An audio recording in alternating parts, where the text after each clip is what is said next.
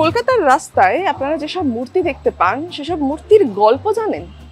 যদি না জেনে থাকেন তাহলে আপনাদের আসতে হবে পূর্বাচল শক্তি সংঘে, কারণ তাদের এবারের থিম কলকাতার মূর্তি কথা।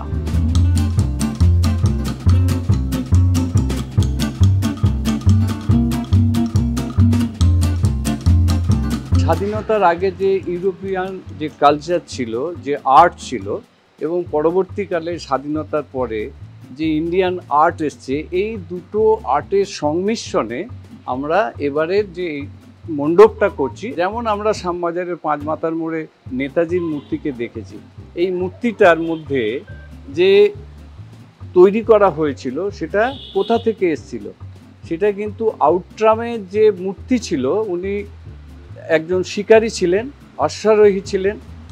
উনি বিশেষ করে জঙ্গলে যখন গিয়েছিলেন উনি আঘাতপ্রাপ্ত হয়েছিলেন, এবং কোনো ঘোড়া যখন আঘাতপ্রাপ্ত হয় তখন সে দেখবেন তার ডান পাটা এরকম করে উঁচু করে তোলে। ঠিক নেতাজির মূর্তিতে অনুকরণ করা হয়েছে। মা দুর্গার পোশাকটাকে আমরা কিন্তু পরিয়েছি গাউন।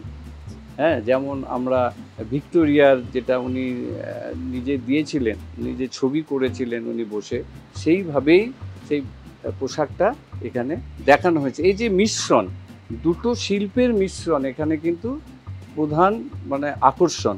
ক্ষুদিরামের পেছনে শিকল বেঁধে রাখা হয়েছে, অর্থাৎ স্বাধীনতার আগে যে নিপীড়ন, যে কষ্ট, সেই কষ্টটাও আমরা দেখিয়েছি। আমাদের শিল্পী হচ্ছেন পার্থ দাশগুপ্ত, এবং আপনাদেরকে জানিয়ে রাখি উনি এইবার আমাদের যে মণ্ডপে অন্ততপক্ষে 9 জন জাতীয় পুরস্কারপ্রাপ্ত শিল্পী আছেন।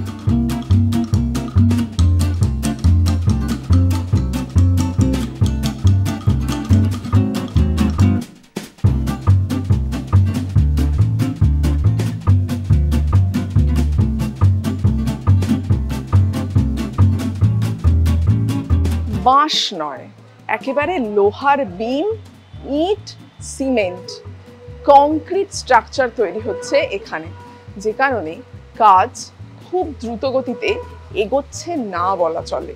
তবে পুজোর আগে কাজ তো শেষ করতে হবে, তাই পুজো উদ্যোক্তাদের ব্যস্ততা এখন তুঙ্গে।